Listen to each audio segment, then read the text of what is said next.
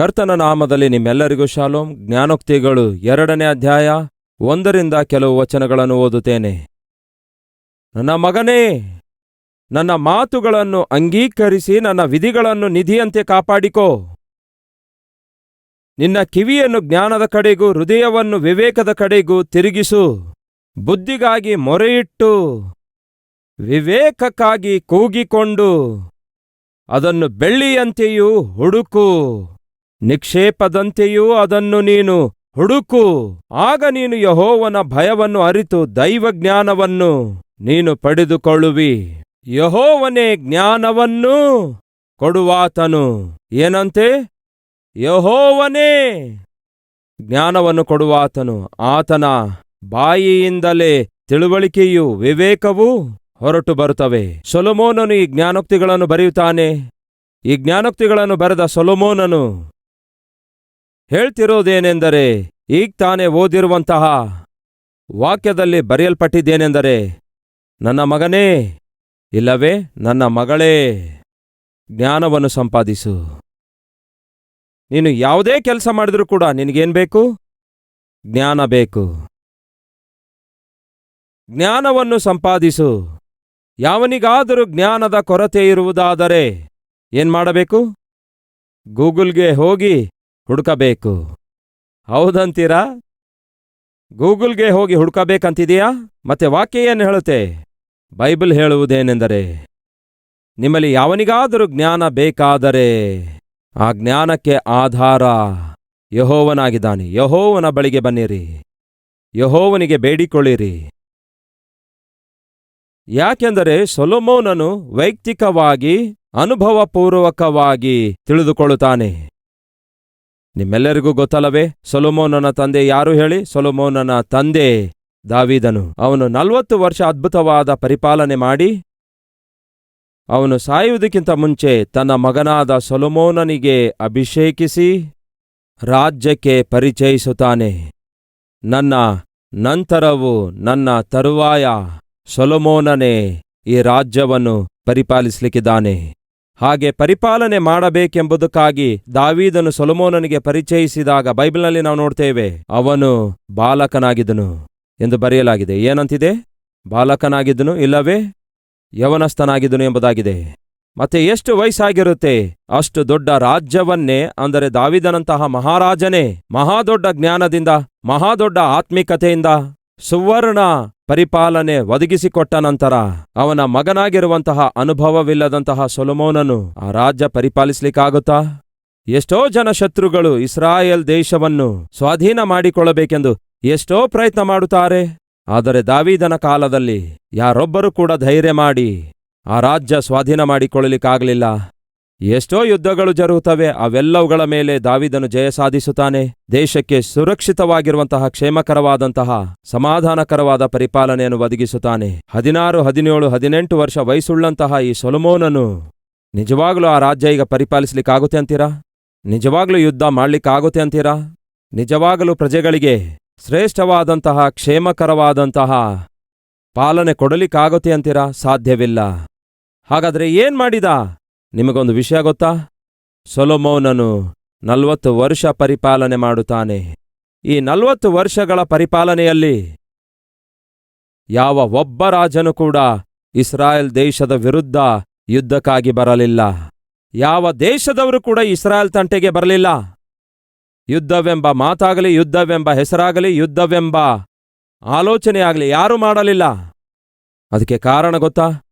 ಸೊಲೊಮೋನನು ಹೊಂದಿಕೊಂಡಿರುವ ಮಹಾಜ್ಞಾನ ಆಗಿದೆ. ಎಲ್ಲಿಂದ ಬಂದಿತ್ತು ಈ ಮಹಾಜ್ಞಾನ? ಕಾರಣ ಗೊತ್ತಾ ಪ್ರಿಯರೇ? ನೋಡೋಣ ಬನ್ನಿ. 1 ಅರಸುಗಳು 2ನೇ ಅಧ್ಯಾಯ 1ನೇ ವಚನ. ದಾವೀದನಿಗೆ ಮರಣಕಾಲವು ಸಮೀಪಿಸಿದಾಗ ಅವನು ತನ್ನ ಮಗನಾದ ಸೊಲೊಮೋನನಿಗೆ ಹೀಗೆ ಆಜ್ಞಾಪಿಸಿದನು, ಭೂಲೋಕದವರೆಲ್ಲ ಹೋಗುವ ದಾರಿಯನ್ನು ನಾನೂ ಈಗ ಹಿಡಿಯಬೇಕು. ಮಗನೇ, ಹಿಂದೆ ಮುಂದೆ ಸ್ವಲ್ಪ ವ್ಯತ್ಯಾಸ ಇದ್ರೂ ಕೂಡ ಎಲ್ಲರೂ ಒಂದು ದಿನ ಹೋಗಲೇಬೇಕು. ಹಾಗೆ ಹೊರಟು ಹೋಗಬೇಕಾದ ದಿನ ನನಗೆ ಬೇಗ ಬರಲಿಕ್ಕಿದೆ. ನಾನು ಹೊರಟು ಹೋಗ್ಲಿಕ್ಕಿದ್ದೇನೆ ಮಗನೇ, ನಾನು ಕಣ್ಣು ಮುಚ್ಚಲಿಕ್ಕಿದ್ದೇನೆ. ದಾವೀದನಿಗೆ ತಾನು ಮರಣ ಹೊಂದಲಿಕ್ಕಿದ್ದಾನೆಂದು ತಿಳಿದುಕೊಳ್ಳುತ್ತಾನೆ, ಗ್ರಹಿಸಿಕೊಳ್ಳುತ್ತಾನೆ. ಹಾಗೆ ಗ್ರಹಿಸಿಕೊಂಡಂತಹ ದಾವೀದನು ಮಾಡಿದ್ದೇನೆಂದರೆ ತನ್ನ ಮಗನಾದಂತಹ ಸೊಲೊಮೋನನನ್ನು ಕರೆಯಿಸಿ ಎಷ್ಟು ಅದ್ಭುತವಾಗಿ ಭವಿಷ್ಯದ ಕುರಿತು ತಿಳಿಯಪಡಿಸ್ತಿದ್ದಾನೆ ನೋಡಿ. ಭೂಲೋಕದವರೆಲ್ಲರೂ ಹೋಗುವ ದಾರಿಯನ್ನು ನಾನೂ ಈಗ ಹಿಡಿಯಬೇಕು. ಆದುದರಿಂದ ನೀನು ಧೈರ್ಯದಿಂದಿರು, ನಿನ್ನ ಪೌರುಷವನ್ನು ತೋರಿಸು.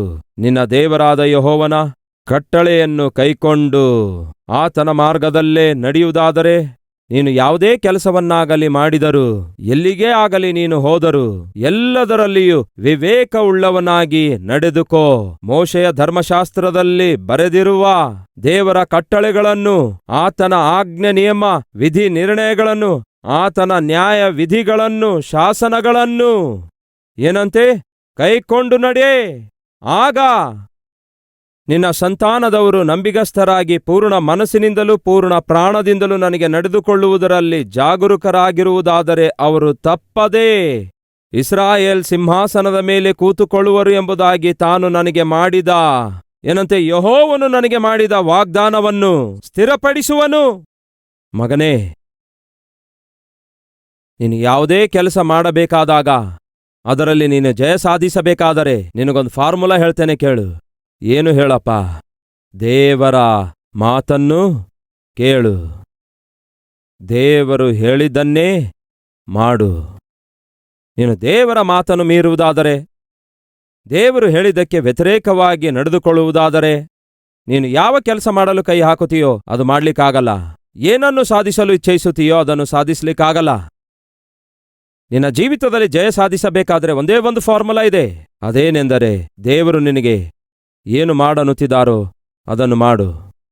ಸಹೋದರ ಸಹೋದರಿಯರೇ, ಕುಟುಂಬ ಕಟ್ಟಿಕೊಳ್ಳುವುದರಲ್ಲಿ ಜಯ ಸಾಧಿಸಬೇಕು ಎಂದು ನೀವು ಆಶಿಸುತ್ತಿರುವುದಾದರೆ ವಾಕ್ಯಕ್ಕೆ ಬೆಲೆ ಕೊಡಿರಿ. ಉದ್ಯೋಗ ಮಾಡ್ತಾ ಇದ್ದೀರಿ, ಆ ಉದ್ಯೋಗದಲ್ಲಿ ನೀವು ಜಯ ಸಾಧಿಸಬೇಕಾದರೆ ವಾಕ್ಯಕ್ಕೆ ಬೆಲೆ ಕೊಡಿರಿ. ವ್ಯಾಪಾರದಲ್ಲಿ ಜಯ ಸಾಧಿಸಬೇಕಾದರೆ, ವಿದ್ಯಾಭ್ಯಾಸದಲ್ಲಿ ಜಯ ಸಾಧಿಸಬೇಕಾದರೆ ನಿಮಗೇನ್ ಬೇಕು ಗೊತ್ತಾ? ಯೆಹೋವನಲ್ಲಿ ಭಯಭಕ್ತಿಯುಳ್ಳವರಾಗಿರೋದು ಜ್ಞಾನಕ್ಕೆ ಮೂಲಾಧಾರ. ನಿಮ್ಮಲ್ಲಿ ಯಾವನಿಗಾದರೂ ಜ್ಞಾನದ ಕೊರತೆ ಇರುವುದಾದರೆ ಅವನು ದೇವರಿಗೆ ಬೇಡಿಕೊಳ್ಳಲಿ. ಮಗನೇ, ನೀನು ವಿವೇಕವುಳ್ಳವನಾಗಿ ಜ್ಞಾನವುಳ್ಳವನಾಗಿ ನಡೆದುಕೊಳ್ಳುವ ಹಾಗೆ ದೇವರ ಮಾತಿಗೆ ವಿಧೇಯನಾಗು. ಅಷ್ಟೇ ಪ್ರಿಯರೇ ಕೊಟ್ಟ ಇನ್ಸ್ಟ್ರಕ್ಷನ್. ನಂತರ ಏನಾಯಿತು? ಅದೇ 1 ಅರಸುಗಳು 3ನೇ ಅಧ್ಯಾಯ 5ನೇ ವಚನ. ಗಿಬ್ಯೋನಿನಲ್ಲಿ ಯೆಹೋವನು ರಾತ್ರಿ ವೇಳೆಯಲ್ಲಿ ಕನಸಿನಲ್ಲಿ ಕಾಣಿಸಿಕೊಂಡು, ನಿನಗೆ ಯಾವ ವರ ಬೇಕು ಕೇಳಿಕೋ ಎಂಬುದಾಗಿ ದೇವರು ಸೊಲೊಮೋನನಿಗೆ ಹೇಳಿದರು. ದೇವರೇ ಹೇಳ್ತಿದ್ದಾರೆ, ಸೊಲೊಮೋನನೇ, ನಿನಗೇನ್ ಬೇಕಾಗಿದೆಯೋ ಕೋರಿಕೋ, ನಾನು ಕೊಡ್ತೇನೆ. ದೇವರು ಪ್ರತ್ಯಕ್ಷನಾಗಿ ಒಂದು ವೇಳೆ ನಿಮ್ಗೆ ಯಾವುದಾದ್ರೂ ವರ ಕೋರಿಕೋ ಎಂಬುದಾಗಿ ಕೇಳುವುದಾದರೆ ಏನನ್ನು ಕೋರಿಕೊಳ್ತೀರಿ? ನನ್ನ ಕೂದಲು ಉದುರ್ತಾ ಇದೆ ದೇವ್ರೆ ಅಂಥವ್ರಿಲ್ಲ ಅಂತೀರಾ? ತೂಕ ಜಾಸ್ತಿ ಆಗ್ತಾ ಇದೆ ದೇವ್ರೆ, ಎಷ್ಟೇ ಕಷ್ಟಪಟ್ರೂ, ಎಷ್ಟೇ ಥ್ರೆಡ್ ಮಿಲ್ ಮೇಲೆ ನಡೆದ್ರೂ ಈ ತೂಕ ಕಡಿಮೆ ಆಗ್ತಿಲ್ಲ ದೇವ್ರೆ. ಬಾಲ್ಡ್ ತಲೆ ಇದೆ ದೇವ್ರೆ, ಹೇಗಾದರೂ ಮಾಡಿ ಕೂದಲು ಬರುವಂತೆ ಮಾಡು ಎಂದು ಹೀಗೆ ಕೇಳ್ತಿದ್ದೇನೆ. ಏನ್ ಕೇಳ್ತೀರಿ? ಒಂದು ವೇಳೆ ಈ ಕ್ಷಣವೇ ದೇವರು ನಿಮಗೆ ಪ್ರತ್ಯಕ್ಷನಾಗಿ ಕೇಳುವುದಾದರೆ, ನಿಮ್ಗೇನ್ ಬೇಕೆಂದು ಕೇಳಿದ್ರೆ ನಿಮ್ಮ ಉತ್ತರ ಏನಾಗಿರುತ್ತೆ? ಧನವನ್ನು ಕೋರುತ್ತೀರೋ, ಬಲವನ್ನು ಕೋರುತ್ತೀರೋ, ಇಲ್ಲವೇ ಈ ಲೋಕಾನುಸಾರವಾದ ಭೋಗವನ್ನು ಕೋರಿಕೊಳ್ಳುತ್ತೀರೋ? ಏನ್ ಕೋರಿಕೊಳ್ತೀರಿ? ಒಮ್ಮೆ ಆಲೋಚಿಸಿ. ಸೊಲೊಮೋನ ಏನನ್ನು ಕೋರಿಕೊಳ್ತಾನೆ ಗೊತ್ತಾ? ನೋಡೋಣ ಬನ್ನಿ. ಎಂತಹ ಅದ್ಭುತವಾದ ಕೋರಿಕೆ ನೋಡಿ. 6ನೇ ವಚನ.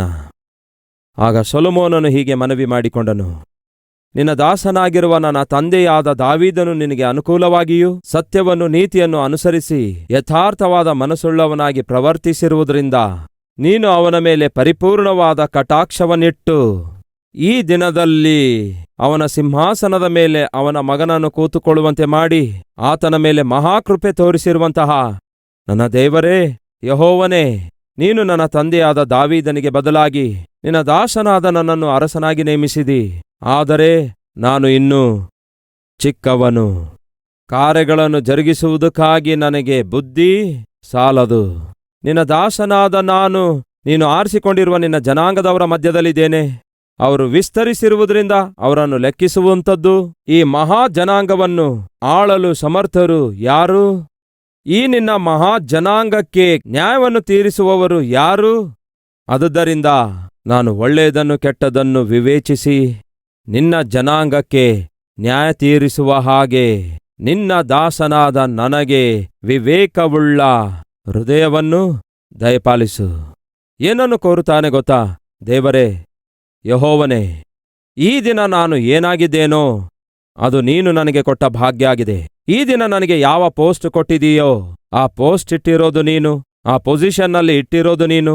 ದೇವರೇ, ನೀನು ಯಾವ ಪೋಸ್ಟನ್ನು ನನಗೆ ಕೊಟ್ಟಿದೀಯೋ, ಯಾವ ಕೆಲಸವನ್ನು ನೀನು ಕೊಟ್ಟಿದೀಯೋ, ಯಾವ ಜವಾಬ್ದಾರಿಕೆಯನ್ನು ನೀನು ಕೊಟ್ಟಿದೀಯೋ, ಆ ಜವಾಬ್ದಾರಿಕೆಗೆ ನಾನು ನ್ಯಾಯ ಮಾಡಬೇಕಾದರೆ ನನಗೇನ್ ಬೇಕು?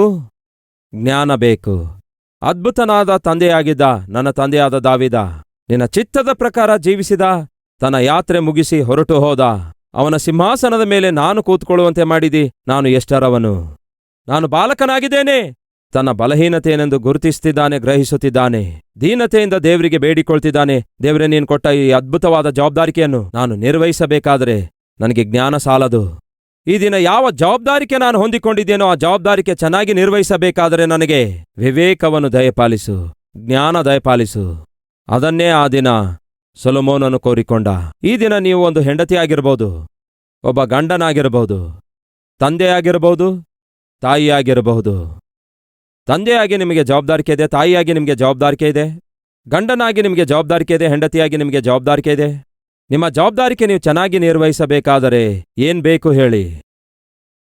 ಜ್ಞಾನ ಬೇಕು. ಬೈಬಲ್ನಲ್ಲಿ ಒಂದು ಮಾತಿದೆ, ಸುಂದರವಾಗಿರುವಂತಹ ಸ್ತ್ರೀ ತನ್ನ ಮನೆಯನ್ನು ಕಟ್ಟಿಕೊಳ್ಳುವಳು. ಬೈಬಲ್ನಲ್ಲಿ ಇದೆ ಅಂತೀರಾ, ಇಲ್ಲ ಅಂತೀರಾ? ಇದೆಯಾ? ಬೆಳ್ಳಗಾಗಿರುವಂತಹ ಸ್ತ್ರೀ ತನ್ನ ಮನೆ ಚೆನ್ನಾಗಿ ಕಟ್ಟಿಕೊಳ್ತಾಳೆ ಎಂಬುದಾಗಿ ಬೈಬಲ್ನಲ್ಲಿ ಇದೆ ಅಂತೀರಾ? ಹಾಗಾದ್ರೆ ಮತ್ತೇನಿದೆ ಪ್ರಿಯರೇ? ಎಷ್ಟು ಬೆಳ್ಳಗಿದ್ರೆ ಏನ್ ಲಾಭ ಬುದ್ಧಿ ಇಲ್ಲದಿದ್ದರೆ? ಎಷ್ಟು ಸುಂದರವಾಗಿದ್ರೆ ಏನ್ ಲಾಭ ಜ್ಞಾನವಿಲ್ಲದಿದ್ದರೆ? ಬೈಬಲ್ನಲ್ಲಿ ಏನಿದೆ ಗೊತ್ತಾ? ಜ್ಞಾನವುಳ್ಳ ಸತಿಯು, ಜ್ಞಾನವುಳ್ಳಂತಹ ಸ್ತ್ರೀಯು ತನ್ನ ಮನೆಯನ್ನು ಕಟ್ಟಿಕೊಳ್ಳುತ್ತಾಳೆ. ಒಂದು ಹೆಂಡತಿಯಾಗಿ ದೇವರು ನಿಮಗೊಂದು ಪೋಸ್ಟ್ ಕೊಟ್ಟಿದ್ದಾರೆ. ಹೆಂಡತಿಯಾಗಿ ಆ ಪೋಸ್ಟ್ಗೆ ನೀವು ನ್ಯಾಯ ಮಾಡಬೇಕಾದರೆ ನಿಮಗೇನ್ ಬೇಕು? ಜ್ಞಾನ ಬೇಕು. ಒಬ್ಬ ಗಂಡನಾಗಿ ದೇವರು ನಿಮಗೆ ಅಂತ ಒಂದು ಪೋಸ್ಟ್ ಕೊಟ್ಟಿದ್ದಾರೆ, ಒಂದು ಜವಾಬ್ದಾರಿಕೆ ಕೊಟ್ಟಿದ್ದಾರೆ. ಗಂಡನಾಗಿ ನಿಮ್ಮ ಜವಾಬ್ದಾರಿಕೆ ನೀವು ನಿರ್ವಹಿಸಬೇಕಾದ್ರೆ ಜ್ಞಾನ ಬೇಕು. ಜ್ಞಾನದಿಂದಲೇ ನೀವು ಹೆಂಡತಿಯಾಗಿ ಗಂಡನಾಗಿ ನಿಮ್ಮ ಕುಟುಂಬ ನಿರ್ಮಿಸಿಕೊಳ್ಳಲು ಸಾಧ್ಯ. ಬೈಬಲ್ನಲ್ಲಿ ಏನಿದೆ ಗೊತ್ತಾ? ಜ್ಞಾನವುಳ್ಳಂತಹ ಸ್ತ್ರೀ ತನ್ನ ಮನೆ ಕಟ್ಟಿಕೊಳ್ತಾಳೆ. ಜ್ಞಾನವುಳ್ಳಂತಹ ಪುರುಷನು ತನ್ನ ಕುಟುಂಬವನ್ನು ನಿರ್ಮಿಸಿಕೊಳ್ತಾನೆ. ಅರ್ಥವಾಯ್ತಾ? ಹಾಗಾಗಿ ಮನೆ ಕಟ್ಟಿಕೊಳ್ಳಬೇಕಾದರೂ, ಕುಟುಂಬ ನಿರ್ಮಿಸಿಕೊಳ್ಳಬೇಕಾದರೂ, ಗಂಡನಾಗಿ ಹೆಂಡತಿಯಾಗಿ ತಂದೆಯಾಗಿ ತಾಯಿಯಾಗಿ ದೇವರು ನಿಮಗೆ ಕೊಟ್ಟ ಪೋಸ್ಟ್ಗೆ ನ್ಯಾಯ ಮಾಡಬೇಕಾದರೆ ನಿಮಗೇನ್ ಬೇಕು? ಜ್ಞಾನ ಬೇಕು. ಹಾಗಾದ್ರೆ ಕೇಳ್ತಿದ್ದೇನೆ, ಎಂದೇ ಆಗಲಿ ದೇವರ ಬಳಿಗೆ ನೀವು ಬಂದು, ದೇವರೇ, ಹೊಸದಾಗಿ ಮದುವೆಯಾಗಿದ್ದೇನೆ ದೇವರೇ, ಈಗ ನಾನು ಒಬ್ಬ ಹೆಂಡತಿಯಾಗಿದ್ದೇನೆ, ಹೇಗೆ ಕುಟುಂಬ ಕಟ್ಟಿಕೊಳ್ಬೇಕೆಂದು ನನಗೆ ಗೊತ್ತಿಲ್ಲ. ಈಗ ಒಬ್ಬ ಗಂಡನಾಗಿದ್ದೇನೆ, ಹೇಗೆ ಗಂಡನಾಗಿ ನಾನು ಜವಾಬ್ದಾರಿಕೆ ನಿರ್ವಹಿಸಬೇಕೆಂದು ಗೊತ್ತಿಲ್ಲ. ನಾನೀಗ ಅತ್ತೆಯಾಗಿದ್ದೇನೆ, ಒಬ್ಬ ಅತ್ತೆಯಾಗಿ ನನ್ನ ಸೊಸೆಯ ವಿಷಯದಲ್ಲಿ ಹೇಗೆ ವ್ಯವಹರಿಸಬೇಕೆಂದು ನನಗೆ ಗೊತ್ತಿಲ್ಲ. ಒಂದು ಗಂಡು ಮಗು ಇಲ್ಲವೇ ಹೆಣ್ಮಗುವನ್ನು ದೇವ್ರು ಕೊಟ್ರೆ, ದೇವರೇ, ಇಲ್ಲಿಯವರೆಗೂ ನಮಗೆ ಮಕ್ಕಳಿರಲಿಲ್ಲ, ಒಬ್ಬ ಮಗನನ್ನು ನಮಗೆ ಕೊಟ್ಟಿದ್ದೀರಿ, ಮಗಳನ್ನು ಬಹುಮಾನವಾಗಿ ಕೊಟ್ಟಿದ್ದೀರಿ, ಮಕ್ಕಳನ್ನು ಹೇಗೆ ಬೆಳೆಸಬೇಕೆಂದು ಗೊತ್ತಿಲ್ಲ. ದೇವರೇ, ನನಗೆ ಜ್ಞಾನ ಬೇಕು ಎಂದು ಎಂದಾದರೂ ಕೇಳಿದ್ದೀರಾ? ಆದರೆ ಯಾವಾಗ ನೋಡಿದ್ರು ಏನನ್ನು ಬೇಡಿಕೊಳ್ತೇವೆ ಗೊತ್ತಾ? ಬೇರೆ ಏನೇನೋ ಬೇಡಿಕೊಳ್ತೇವೆ. ಅದು ಕೊಡು ದೇವ್ರೆ, ಇದು ಕೊಡು ದೇವ್ರೆ, ಇದು ಕೊಡು ದೇವ್ರೆ, ಅದು ಕೊಡು ದೇವ್ರೆ, ಸ್ವಂತ ಮನೆ ಕೊಡು ದೇವ್ರೆ, ಬೈಕ್ ಕೊಡು ದೇವ್ರೆ, ಕಾರ್ ಕೊಡು ದೇವ್ರೆ, ಒಂದು ವಾಹನ ಕೊಡು ದೇವ್ರೆ. ಏನನ್ನು ಬೇಡಿಕೊಳ್ತಾ ಇದ್ದೀರಿ ದೇವರ ಬಳಿಗೆ ಬಂದು? ಎಷ್ಟೋ ದಿನಗಳಿಂದ ವಸ್ತುಗಳ ರೂಪದಲ್ಲಿ ಬೇಡಿಕೊಳ್ತಾ ಇದ್ದೀರಿ, ವಾಹನಗಳ ರೂಪದಲ್ಲಿ ಬೇಡಿಕೊಳ್ತಾ ಇದ್ದೀರಿ, ವಿಲ್ಲಾ ರೂಪದಲ್ಲಿ ಬೇಡಿಕೊಳ್ತಾ ಇದ್ದೀರಿ, ವಸ್ತ್ರ ರೂಪದಲ್ಲಿ ಬೇಡಿಕೊಳ್ತಾ ಇದ್ದೀರಿ. ಆದರೆ ವ್ಯಕ್ತಿತ್ವ ರೂಪದಲ್ಲಿ ಯಾವಾಗ ಬೇಡಿಕೊಳ್ತೀರಿ? ಒಮ್ಮೆ ಆಲೋಚಿಸಿರಿ. ಸೊಲೊಮೋನನು ಚಿಕ್ಕ ಹುಡುಗನೇ ಆಗಿದ್ದ, ಆದರೆ ಅಯ್ಯೋ, ತಿಳುವಳಿಕೆ ಉಳ್ಳವನಾಗಿದ್ದ. ದೇವರಿಗೆ ಬೇರೆ ಏನೂ ಬೇಡಿಕೊಳ್ಳಲಿಲ್ಲ. ಏನ್ ಬೇಡಿಕೊಂಡ? ದೇವರೇ, ಇಷ್ಟೊಂದು ದೊಡ್ಡ ರಾಜ್ಯ ಕೊಟ್ಟಿದೆಯಲ್ಲವೇ, ಈ ರಾಜ್ಯವನ್ನು ಆಳಬೇಕಾದರೆ ನನಗೆ ಜ್ಞಾನವೇ ಅಲ್ಲವೋ ಬೇಕಾದದ್ದು. ದೇವರೇ, ನನಗೆ ಜ್ಞಾನ ಕೊಡು ಅನ್ನುತ್ತಾನೆ. ಅವನ ಆ ಪ್ರಾರ್ಥನೆ ಕೇಳಿದಂತಹ ದೇವರು ಆಶ್ಚರ್ಯಪಟ್ಟರು ಪ್ರಿಯರೇ. ದೇವರೇನು ಹೇಳ್ತಾರೆ ನೋಡಿ, 10ನೇ ವಚನ. ಸೊಲೊಮೋನನ ಈ ಬಿನ್ನಹವನ್ನು ಕರ್ತನಾದ ದೇವರು ಮೆಚ್ಚಿದನು. ಆದ್ದರಿಂದ ದೇವರು ಅವನಿಗೆ ಹೇಳಿದ್ದೇನೆಂದರೆ, ನೀನು ನಿನಗೋಸ್ಕರ ದೀರ್ಘಾಯುಷ್ಯವನ್ನಾಗಲಿ ಐಶ್ವರ್ಯವನ್ನಾಗಲಿ ನಿನ್ನ ವೈರಿಗಳ ಪ್ರಾಣವನ್ನಾಗಲಿ ಕೇಳಿಕೊಳ್ಳದೆ ನ್ಯಾಯ ನಿರ್ಣಯಿಸುವುದಕ್ಕೋಸ್ಕರ ವಿವೇಕವನ್ನೇ ಬೇಡಿಕೊಂಡದ್ದರಿಂದ ನಿನ್ನ ಬಿನ್ನಹವನ್ನು ನಾನು ನೆರವೇರಿಸಿದ್ದೇನೆ. ಇಗೋ ನೋಡು, ನಿನಗೆ ಜ್ಞಾನವನ್ನು ವಿವೇಕವನ್ನು ಅನುಗ್ರಹಿಸಿದ್ದೇನೆ. ನಿನ್ನಂತಹ ಜ್ಞಾನಿಯು ಮುಂಚೆಯೂ ಇರಲಿಲ್ಲ, ಇನ್ನು ಮುಂದೆಯೂ ಕೂಡ ನಿನ್ನಂಥವನೂ ಇರೋದಿಲ್ಲ. ಇದಲ್ಲದೆ ನೀನು ಐಶ್ವರ್ಯವನ್ನು ಘನತೆಯನ್ನು ಕೇಳದೇ ಇದ್ದರೂ ನಾನು ಅವುಗಳನ್ನು ಕೂಡ ನಿನಗೆ ಅನುಗ್ರಹಿಸುತ್ತಿದ್ದೇನೆ. ಆದ್ದರಿಂದ ನಿನ್ನ ದಿನಮಾನಗಳಲ್ಲಿ ಅರಸರಲ್ಲಿ ನಿನಗೆ ಸಮಾನನಾದ ಅರಸನು ಇನ್ನೊಬ್ಬನೂ ಇರೋದಿಲ್ಲ. ಬಹಳ ತಿಳುವಳಿಕೆಯ ಕೆಲಸವಲ್ಲವೋ? ಏನ್ ಮಾಡಿದ ದೇವರೇ? ನನಗೊಂದು ಜವಾಬ್ದಾರಿಕೆ ಕೊಟ್ಟಿದ್ದೀರಿ, ರಾಜನಾಗಿ ಪರಿಪಾಲಿಸುವಂತಹ ಅವಕಾಶ ನೀವೇ ಕೊಟ್ಟಿದ್ದೀರಿ. ಹೀಗೆ ಕೊಟ್ಟಿರುವ ಈ ಪೋಸ್ಟ್ ಅನ್ನು, ಕೊಟ್ಟಿರುವಂತಹ ಈ ಪೊಸಿಷನ್ ಅನ್ನು ಹೇಗೆ ಕಾಪಾಡಿಕೊಳ್ಳಬೇಕೆಂದು, ಹೇಗೆ ಜಯ ಸಾಧಿಸಬೇಕೆಂದು ನನಗೆ ಕಲಿಸಿಕೊಡು ದೇವರೇ, ನನಗೆ ಜ್ಞಾನ ಬೇಕು ದೇವರೇ ಎಂದು ಬೇಡಿಕೊಂಡ. ಅದಕ್ಕೆ ದೇವರೇನ್ ಮಾಡಿದ್ರು? ಅದ್ಭುತ ಮಾಡಿದ್ರು. ಒಂದು ದಿವಸ ಒಬ್ಬ ರಾಜನು ಅರಣ್ಯದಲ್ಲಿ ಬೇಟೆಗಾಗಿ ಹೋದ. ಸಡನ್ನಾಗಿ ಹುಲಿ ದಾಳಿ ಮಾಡಿತು. ಭಟರು ಸಾಧಾರಣವಾಗಿ ಅವನ ಸಂಗಡ ಇರುತ್ತಾರೆ, ಆದರೆ ಬೇಟೆಯಾಡ್ತಾ ಸ್ಪೀಡಾಗಿ ಆ ಕಡೆ ಈ ಕಡೆ ಹೋದದ್ದರಿಂದ ಹಿಂದೆ ಇರುವ ಸೈನಿಕರು ಕಂಡುಕೊಳ್ಳಲಿಕ್ಕಾಗಲಿಲ್ಲ, ಅವನ ಜೊತೆ ಹೋಗ್ಲಿಕ್ಕಾಗಲಿಲ್ಲ. ಆ ಸಮಯದಲ್ಲಿ ರಾಜನು ಒಬ್ಬಂಟಿಗನಾಗಿ ಒಂದು ಜಿಂಕೆಗೆ ಬೇಟೆಯಾಡುವಾಗ ಸಡನ್ನಾಗಿ ಹುಲಿ ಬಂದಿತ್ತು. ರಾಜನ ಕತೆ ಮುಗಿದು ಹೋಗಬೇಕಿತ್ತು. ಅದೇ ಸಮಯದಲ್ಲಿ ಒಬ್ಬ ಯವನಸ್ಥನು ಅದೇ ಅರಣ್ಯದಲ್ಲಿ ಬೇಟೆಯಾಡುತ್ತಾ ಇದ್ದ. ಆ ಹುಲಿಯನ್ನು ನೋಡಿ ತಕ್ಷಣವೇ ಗುಂಡಾರಿಸಿದ. ರಾಜನು ಬದುಕಿ ಉಳಿದುಕೊಂಡ. ಬಹಳ ಸಂತೋಷಪಟ್ಟಂತಹ ರಾಜನು ಆ ಯವನಸ್ಥನನ್ನು ನೋಡಿ ತನ್ನ ರಾಜ್ಯಕ್ಕೆ ಆಹ್ವಾನಿಸಿದ. ನನ್ನ ಪ್ರಾಣವನ್ನೇ ಕಾಪಾಡಿದವನಿಗೆ ನಾನು ಏನ್ ಕೊಟ್ಟರೂ ಕೂಡ ಕಡಿಮೆ ಅಂತ ಹೇಳಿ ಆ ಯವನಸ್ಥನನ್ನು ನೋಡಿ ಒಂದು ಮಾತು ಕೇಳ್ತಾನೆ. ನಿನ್ಗೇನ್ ಬೇಕು ಹೇಳು, ಅದನ್ನು ನಾನು ನಿನಗೆ ದಯಪಾಲಿಸುತ್ತೇನೆ ಎಂದು ಹೇಳ್ದ. ಆಗ ಅವನು ಒಂದು ಮಾತು ಹೇಳ್ತಾನೆ, ರಾಜ, ನನಗೆ ಅಂತ ದೊಡ್ಡ ಕೋರಿಕೆ ಏನು ಇಲ್ಲ ರಾಜ.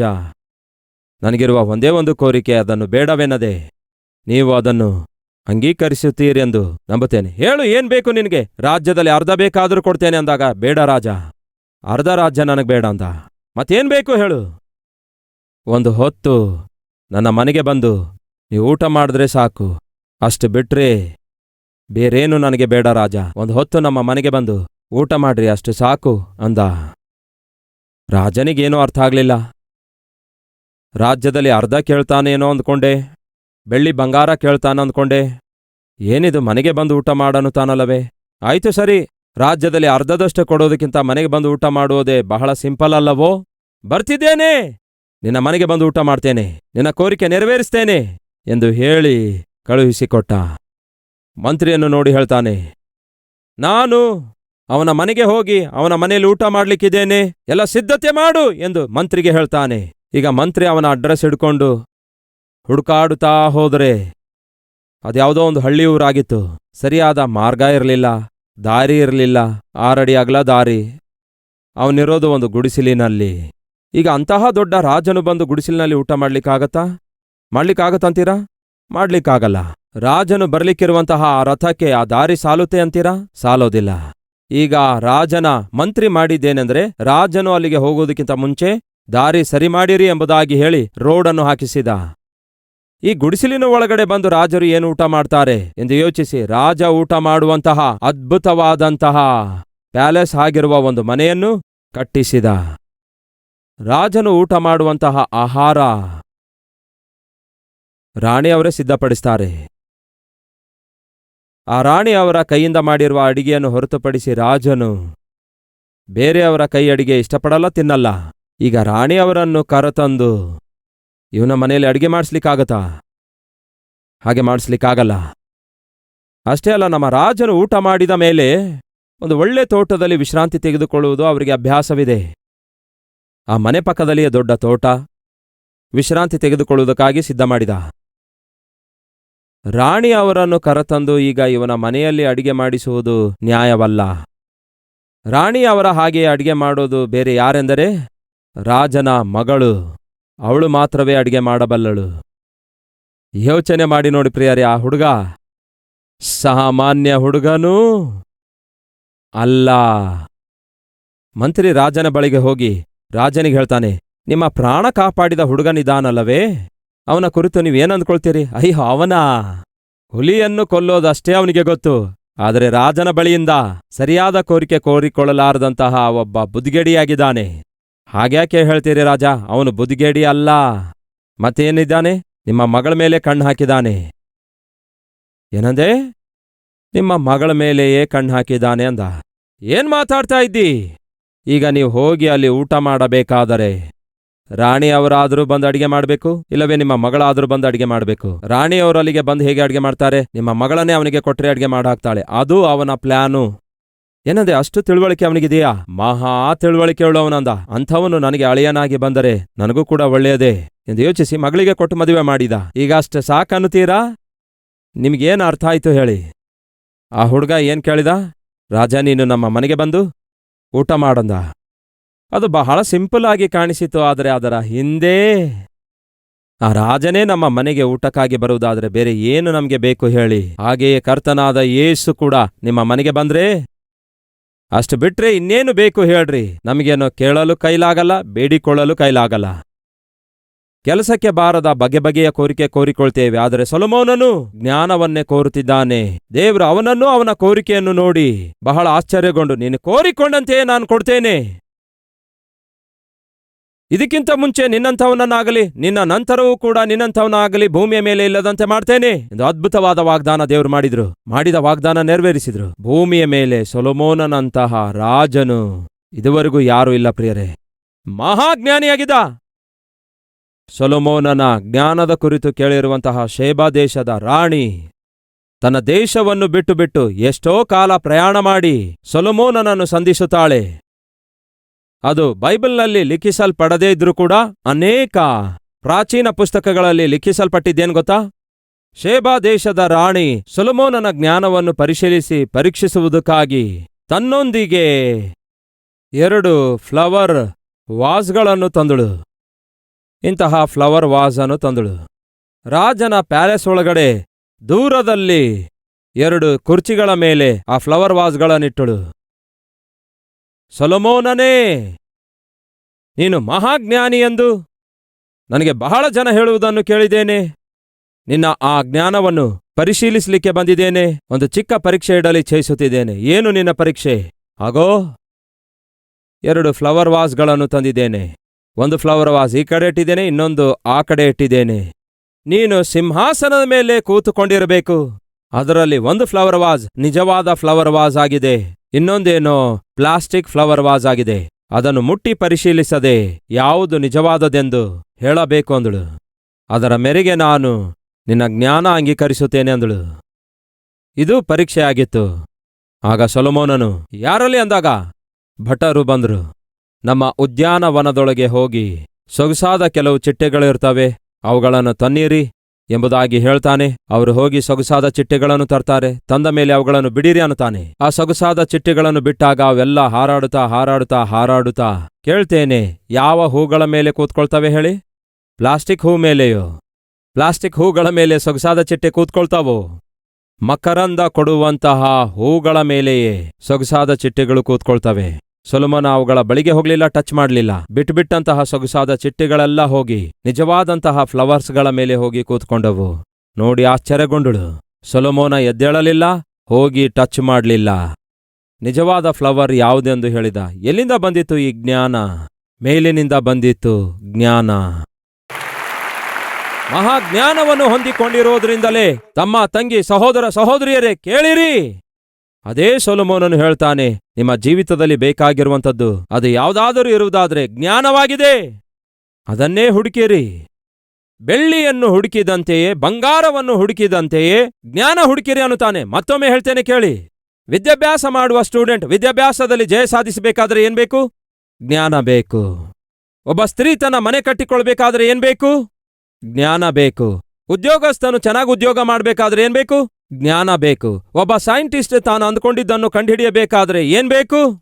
ಜ್ಞಾನ ಬೇಕು. ಒಬ್ಬ ವ್ಯಾಪಾರಸ್ಥನು ಲಾಭ ಸಂಪಾದಿಸಬೇಕಾದ್ರೆ ಏನ್ಬೇಕು? ತನ್ನೊಂದಿಗೆ ಪೈಪೋಟಿ ಮಾಡುತ್ತಾ ಇರುವಂಥವನಿಗಿಂತಲೂ ಹೆಚ್ಚು ಜ್ಞಾನ ಬೇಕು. ಈ ದಿನ ನಮಗೆ ಬೇಕಾಗಿರೋದು ವಾಸ್ತವದಲ್ಲಿ ಆಸ್ತಿ ಪಾಸ್ತಿಗಳಲ್ಲ ಪ್ರಿಯರೇ, ಹೇಳಿ, ಏನ್ ಬೇಕೆಂದು? ಜ್ಞಾನ ಬೇಕು.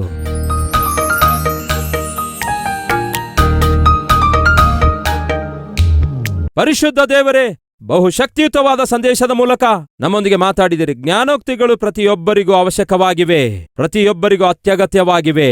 ಅದ್ಭುತವಾದ ಜ್ಞಾನೋಕ್ತಿಗಳ ಮೂಲಕ ಶ್ರೇಷ್ಠವಾದ ಸಂದೇಶವನ್ನು ಒದಗಿಸಿ ಪ್ರತಿಯೊಬ್ಬರಿಗೂ ಪ್ರಭಾವ ಬೀರುತ್ತಿರುವುದಕ್ಕಾಗಿ ವಂದನೆಗಳು. ಯೆಶಯ್ಯ, ಇಂತಹ ಸಂದೇಶಗಳು ಕೇವಲ ಇವರು ಮಾತ್ರ ಕೇಳಬಾರದು, ಅನೇಕರು ಕೇಳಬೇಕು.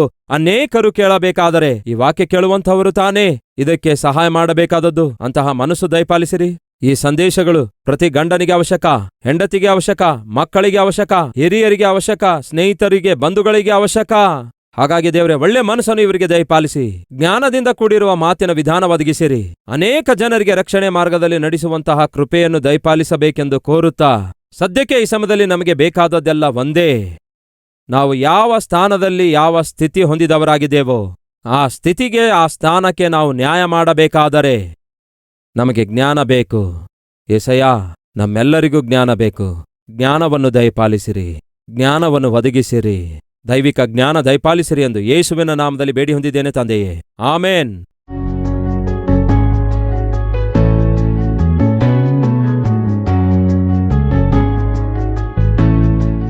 ದೈವ ಸೇವಕರಾದ ಡಾಕ್ಟರ್ ಪಿ ಸತೀಶ್ ಕುಮಾರ್ ಅವರು 2005ರಲ್ಲಿ 25 ಜನರೊಂದಿಗೆ ಕಲ್ವರಿ ಟೆಂಪಲ್ ಅನ್ನು ಆರಂಭಿಸುತ್ತಾರೆ. ಈಗ ಅದೇ 3,50,000 ಸದಸ್ಯರನ್ನು ಹೊಂದಿರುವ ಪ್ರಪಂಚದಲ್ಲಿಯೇ ಅತ್ಯಂತ ವೇಗವಾಗಿ ಬೆಳೆಯುವಂತಹ ಒಂದು ದೊಡ್ಡ ಸಭೆಯಾಗಿ ಅವತರಿಸಿದೆ. 2012ರಲ್ಲಿ ಪ್ರಪಂಚದಲ್ಲಿಯೇ ಮೊಟ್ಟಮೊದಲ ಬಾರಿಗೆ 52 ದಿನಗಳಲ್ಲಿ ದೇವರ ಚಿತ್ತದ ಪ್ರಕಾರ ಚಾರಿತ್ರಾತ್ಮಕವಾಗಿ ಅತ್ಯಂತ ದೊಡ್ಡ ಸಭೆ ಕಟ್ಟುವುದು ಎಷ್ಟೋ ದೇವರಿಗೆ ಮಹಿಮೆಯನ್ನುಂಟು ಮಾಡಿದೆ. 2003ರಲ್ಲಿ ಕಲ್ವರಿ ಸ್ವರ ಟಿವಿ ಕಾರ್ಯಕ್ರಮ ಆರಂಭಿಸಲಾಯಿತು. ಈಗ ಪ್ರಪಂಚದಲ್ಲಿಯೇ ಯಾರು ಎಲ್ಲಿಯೂ ಪ್ರಕಟಿಸಲಾರದಷ್ಟು, ಅಂದರೆ 17 ಭಾಷೆಗಳ ದೈವ ಸೇವಕರು ಡಾಕ್ಟರ್ ಪಿ ಸತೀಶ್ ಕುಮಾರ್ ಅವರು ಎಲ್ಲರೂ ಎಲ್ಲೆಡೆ ರಕ್ಷಣೆ ಹೊಂದಬೇಕೆಂದು ಪ್ರತಿ ತಿಂಗಳು 650ಕ್ಕೂ ಹೆಚ್ಚು ಟಿವಿ ಕಾರ್ಯಕ್ರಮಗಳ ಮುಖಾಂತರ ಕ್ರಿಸ್ತನ ಸುವಾರ್ತೆಯನ್ನು ಸಾರುತ್ತಿದ್ದಾರೆ. ಈ ಪ್ರಕ್ರಿಯೆಯಲ್ಲಿ ಕರ್ನಾಟಕದ ಜನರು ರಕ್ಷಿಸಲ್ಪಡಬೇಕೆಂದು, ಆತ್ಮಿಕ ಆಶೀರ್ವಾದ ಹೊಂದಿಕೊಳ್ಳಬೇಕೆಂದು ಕರ್ನಾಟಕ ರಾಜ್ಯದ ಜನರಿಗೋಸ್ಕರ ದೈವ ಸೇವಕರಾದ ಡಾಕ್ಟರ್ ಪಿ ಸತೀಶ್ ಕುಮಾರ್ ಅವರು ಜಿ ಕನ್ನಡ ಟಿವಿ ಚಾನೆಲ್ ನಲ್ಲಿ ಪ್ರತಿದಿನ ಬೆಳಗ್ಗೆ 6:30 ಗಂಟೆಗೆ ಕಲ್ವರಿ ಸ್ವರ ಕಾರ್ಯಕ್ರಮದ ಮುಖಾಂತರ ಶುದ್ಧವಾದ ವಾಕ್ಯವನ್ನು ಪ್ರಸಾರ ಮಾಡುತ್ತಿದ್ದಾರೆ. ತಪ್ಪದೆ ವೀಕ್ಷಿಸಿ ದೇವರ ಆಶೀರ್ವಾದಗಳನ್ನು ಹೊಂದಿಕೊಳ್ಳಿರಿ. ಈ ಶುಭವಾರ್ತೆಯನ್ನು ಅನೇಕರಿಗೆ ತಿಳಿಯಪಡಿಸಿರಿ.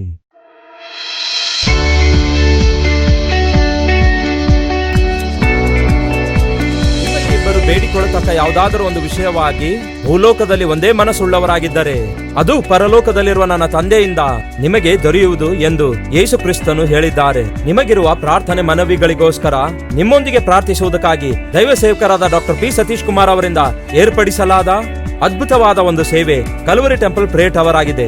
ನಿಮ್ಮ ಪ್ರಾಂತ್ಯ ಯಾವುದೇ ಆಗಿರಲಿ, ನಿಮ್ಮ ಭಾಷೆ ಯಾವುದೇ ಆಗಿರಲಿ, 24 ಗಂಟೆ ನಿಮಗೋಸ್ಕರ ಪ್ರಾರ್ಥಿಸುವ ಪ್ರಾರ್ಥನೆ ವೀರರು ಸಿದ್ಧವಾಗಿದ್ದಾರೆ. ಪ್ರತಿದಿನ 3,000ಕ್ಕೂ ಅಧಿಕ ಪ್ರಾರ್ಥನೆ ಮನವಿಗಳು ನಮಗೆ ಬರುತ್ತಾ ಇವೆ.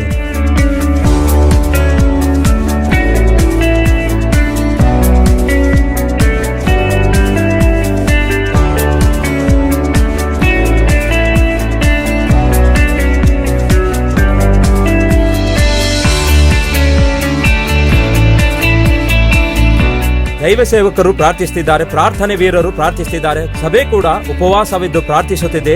ದೇವರು ಅದ್ಭುತ ಕಾರ್ಯಗಳನ್ನು ಮಾಡ್ತಿದ್ದಾರೆ. ಈಗಲೇ ಸ್ಕ್ರೀನ್ ಮೇಲೆ ಕಾಣಿಸುವ ನಂಬರಿಗೆ ಫೋನ್ ಮಾಡಿ ನಿಮಗಿರುವ ಸಮಸ್ಯೆಗಳಿಗೋಸ್ಕರ ನಮ್ಮೊಂದಿಗೆ ಸೇರಿ ಪ್ರಾರ್ಥಿಸಿರಿ. ದೇವರು ಕೊಡುವ ಉತ್ತರ ಪಡೆದುಕೊಳ್ಳಿರಿ. ಪ್ರಾರ್ಥನೆ ಮನವಿಗಳಿಗೋಸ್ಕರ ನೀವು ಫೋನ್ ಮಾಡಬೇಕಾದ ನಂಬರ್ 0900006009000 ಎನ್ನುವಂಥದ್ದೇ. ಎಲ್ಲಾ ಜನರು ರಕ್ಷಿಸಲ್ಪಡಬೇಕೆಂದು 17 ಭಾಷೆಗಳಲ್ಲಿ ಶುದ್ಧವಾದ ವಾಕ್ಯವನ್ನು ಸಾರುತ್ತಾ ಭಾರದಿಂದ ಪ್ರಾರ್ಥಿಸುತ್ತಾ ಅನುದಿನವೂ ಆತನ ರಕ್ಷಣೆ ಸುವಾರ್ತೆಯನ್ನು ಪ್ರಕಟಿಸಿರಿ ಎಂದು ವಾಕ್ಯ ಹೇಳುತ್ತಿರುವ ಪ್ರಕಾರ ವಾಕ್ಯಾನುಸಾರವಾಗಿ ಸೇವೆ ಮಾಡುತ್ತಿರುವ ಈ ಅದ್ಭುತವಾದ ಸೇವೆಯಲ್ಲಿ ನೀವು ಕೂಡ ಪಾಲ್ಗೊಂಡವರಾಗಿ ಅನೇಕರಿಗೆ ಆಶೀರ್ವಾದಕರವಾಗಿ ಮಾರ್ಪಡಿರಿ. ದೇವರ ಆಶೀರ್ವಾದಗಳನ್ನು ಹೊಂದಿಕೊಳ್ಳಿರಿ. ಪ್ರಾರ್ಥನೆ ಮನವಿಗಳಿಗೋಸ್ಕರ ನೀವು ಫೋನ್ ಮಾಡಬೇಕಾದ ಫೋನ್ ನಂಬರ್ 0900006009000 ಎನ್ನುವಂಥದ್ದೇ.